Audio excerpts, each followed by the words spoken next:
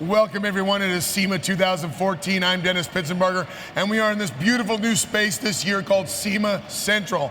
I'm standing next to a friend that I love from my entire family that I know over at Chevrolet, Tom Peters, Director of Exterior Design for Chevrolet, Corvette, and Camaro.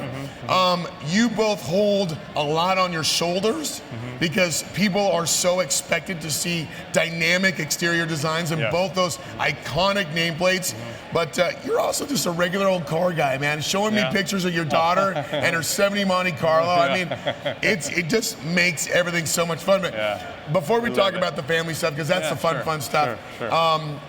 Fifth gen Camaro going out. I know this. You're never gonna. It's like you and Fitz and everybody else. You're never gonna tell me what the next one's gonna look like. But you guys have had tremendous success with the Camaro. Let's start with that. Yeah, I just.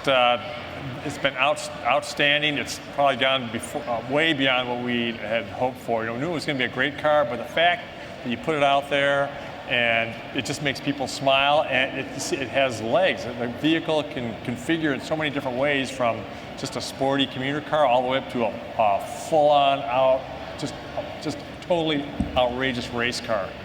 Do you, when you were redoing what I would call kind of a refreshing of the fifth gen, obviously the fifth gen came out and then it had to be kind of refreshed as it goes along.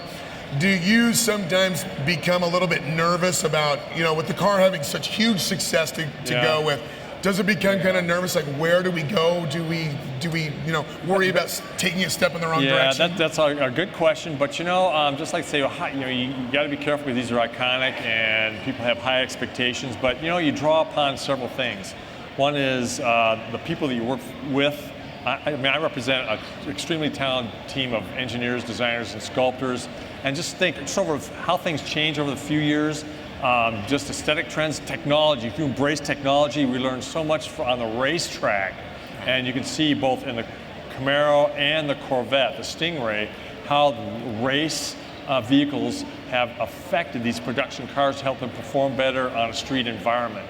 And you embrace that, pull that in, and make that part of the aesthetic, you're always going to come up with something new. Yeah, and you know, speaking for something, you know, about something new, I haven't had a chance to talk to you one-on-one since the Stingray, and it was a very polarizing design that came out. And you know, somebody who thought the C5 was so good looking, then the C6 came out.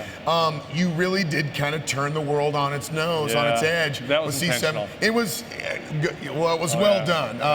Right from the get-go, everybody complaining about the taillights. I was like, just be quiet. It looks great. Well, the thing about the taillights, I'll tell you, is people first saw them in images. They looked flat and they didn't look very good. And so when you see them in real life, it is shocking. If I have a minute here. Oh, absolutely. I asked anyone that sees the car, go up and stick your hand in the taillight, because if you're going to do something different, it better be profound. And that's really the direction I gave my guys. Two things. One is change everything about it. Nothing's sacred except for dual element taillights. And oh, by the way, I don't want them round, but they better be cool. So we utilized what I was talking about, the technology. Indirect LED technology gave us the ability to do a lot of sculpture and some beautiful forms. They're kind of mysterious. It's kind of difficult to understand what's going on there exactly. The other thing I said, design this car, and I remember when I saw my first Stingray, I'm dating myself back here, third grade, it drove in the parking lot. One of my schoolmates got out of it. It was like a flying saucer landed. I had that image burned in my brain, and I think it's helped propel me to where I am today. So I said, you know, more importantly than the race car stuff, technology stuff, the heritage of the Corvette, design this car for a 10-year-old kid. That's interesting. So I will tell you, and this is the truth, when we first started driving these pre-production cars, I remember it was in the fall, driving, and I passed a group of kids at a bus stop, and they're talking and looking at their phones, you know. And think about this. This is like, what, 45, 50 years later, right? I mean, these kids, Stingrays on the radar, but they stopped, saw the car, and they point, they go, Stingray! I saw them say that. And to me, I knew right then we had it. I didn't care about anybody else, just those kids, not really reacting to the car, but knowing the name. Well, that was the embodiment of you seeing a flying saucer when you were a kid. That's a great little slice of why that car looks the way it does. Well, you know what? One last thing before we let you go. It's great to see you filling the pipeline with young hot rodders. I know that it was a great, you were showing me a picture of your daughter, 70 Monte Carlo.